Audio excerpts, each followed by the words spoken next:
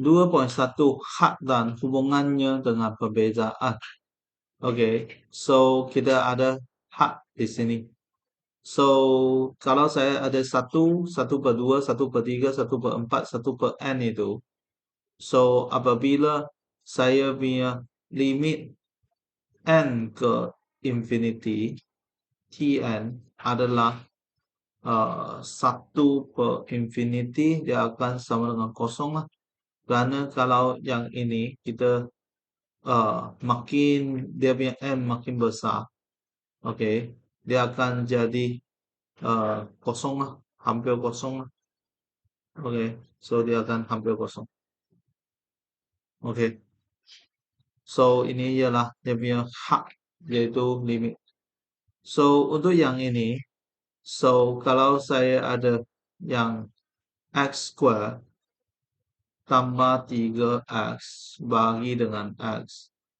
So kalau saya ganti dengan negatif 0.1, dia adalah 2.9. Ini ialah 2.9. So kalau saya ganti dengan negatif 0.01, dia akan jadi 2.99. So kalau saya ganti dengan negatif 0.001, dia adalah 2.999. So kalau saya ganti lagi dengan negatif 0.12301, so dia akan jadi 2.9999. So sebenarnya dia makin dekat dengan 3.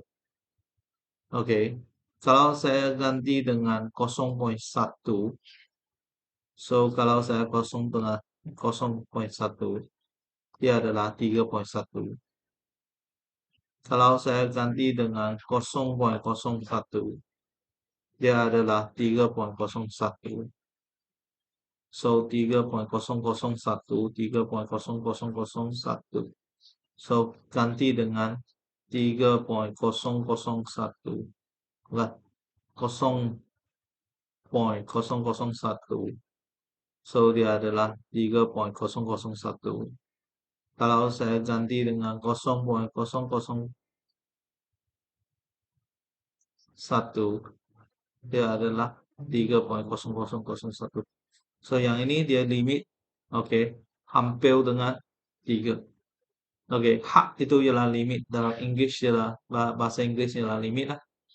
Tetapi kalau saya letak dengan 3, dia akan ganti dengan kosong, dia akan bagi kosong bagi kosong.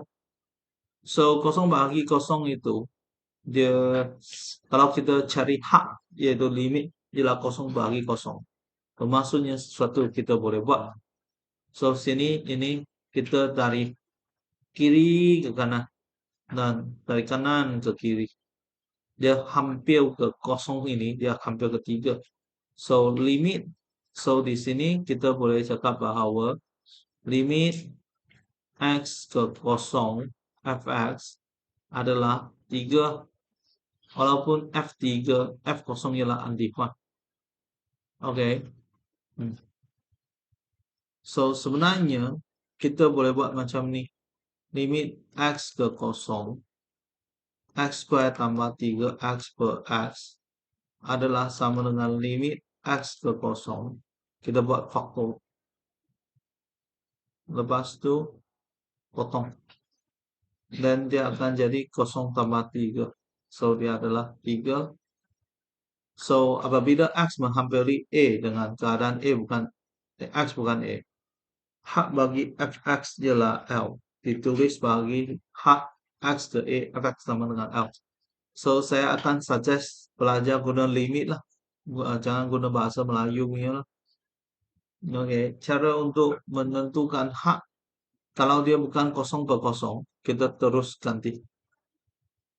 Kalau dapat 0/0, kita buat pemfaktoran. So yang pemfaktoran ini ialah apa yang saya buat di sini lah. Pemfaktoran. Okay, merasionalkan pengangka atau penyebut fungsi itu. Okay, so pengangka dia punya ini ialah tingkatan 4. Okey. Bab 4 punya set sana punya. Okey. Kita tengok contoh 1. So, apabila X adalah 4, saya terus gantikan 4 ke dalam dia. Dia akan sama dengan 3 tolak square root 4 bagi dengan 4,2. So, ini ialah 2. 3 tolak 2 itu 1/6. Ini dia punya hak. Tapi untuk yang B ini, kita tak boleh terus ganti. So, kalau saya terus ganti, dia akan jadi 1 tolak 1 per 1 tolak 1 ialah 0/0. Tak boleh.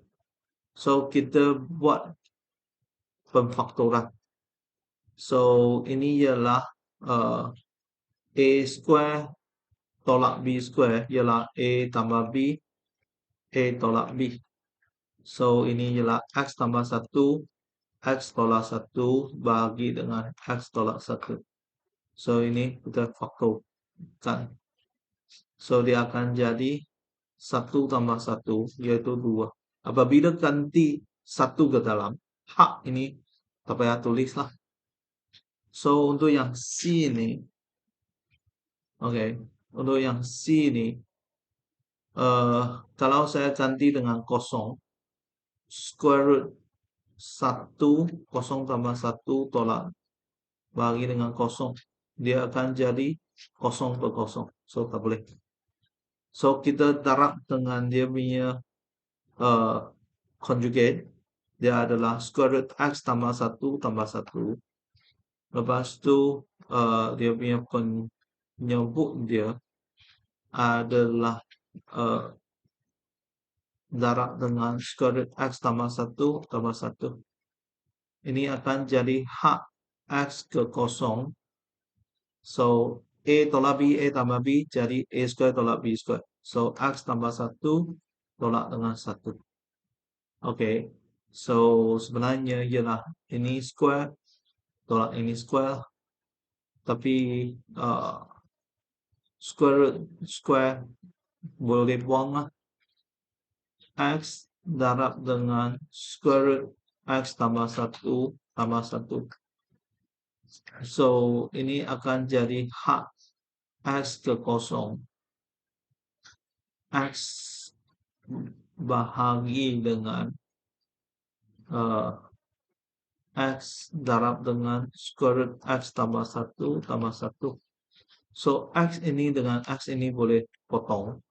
So, dia akan jadi 1 bahagi dengan square root 0 tambah 1 tambah 1, yaitu 1/2. So, dia punya limit ialah 1/2. So, 1/6, 2, 1/2. 1/6, lepas tu 2, lepas tu ini ialah 1/2. So, ini ialah 1/2 dengan 2. So, yang ini dia punya graf lah untuk dia punya fx lah. Ini adalah graf untuk fx dia. So, kita boleh nampak bahawa apabila kita punya X hak ke 0, dia akan jadi 1/2. So, seterusnya kita akan tengok contoh kedua.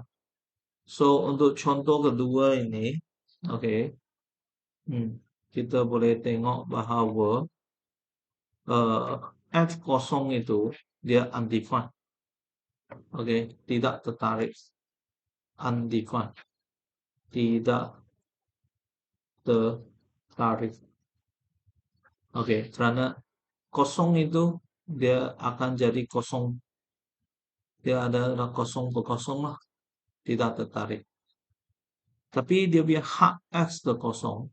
So, dari kiri ke kanan dan kanan ke kiri dia adalah negatif 1. So, dia punya hak X ke 0 ialah negatif 1. So, lepas itu dia 2, kedua, adalah 3. Sebenarnya kita tahu bahwa F2 juga sama dengan 3 lah. Untuk yang ini dia sama. Dia punya limit sama dengan dia punya F2. Oke, so ini adalah H limit. Oke. Ya, 2.1 saya guna video yang lain.